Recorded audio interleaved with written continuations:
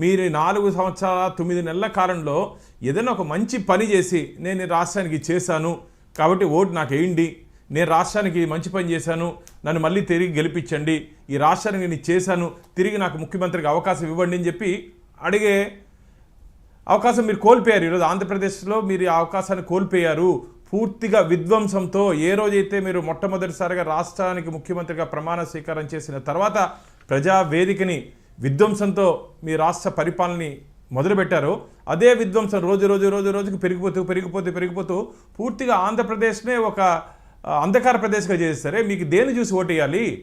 ఖచ్చితంగా మీరు ఓటమి భయంతోనే ఈరోజు బ్యాలెన్స్ తప్పి ఇష్టం వచ్చినట్టు మాట్లాడుతున్నారు. కాబట్టి ప్రజాక్షేత్రంలో ఇకంతా దాదాపుగా ఏప్రిల్లో ఎన్నికలు జరిగే అవకాశం ఉందని చెప్తున్నారు. కాబట్టి ఏప్రిల్లో జరిగే ఎన్నికల్లో మీరే కాదు బటన్ నొక్కేది, మేము కూడా బటన్ నొక్కుతామని చెప్పి ఆంధ్రప్రదేశ్ ప్రజలు బటన్ నొక్కి జగన్మోహన్ రెడ్డి గారి ప్రభుత్వాన్ని గద్దె దింపే రోజులు దగ్గరలోనే ఉన్నాయి. ఫ్యాన్ రెక్కలు ఇరిగిపోతున్నాయి. ఆంధ్రప్రదేశ్లో ఫ్యాన్ రెక్కలు ఇరిగిపోతున్నాయి. వాస్తవం ఇది.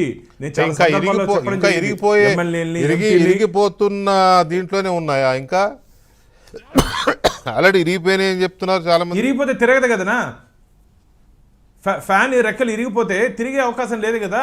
ఆ బోడిగుండు మార్గం ఉంటుంది కదా, అది మాత్రం తిరుగుతుంది. దానివల్ల ఉపయోగం రెక్కలతో పాటు తిరిగితే గాలి వస్తుంది.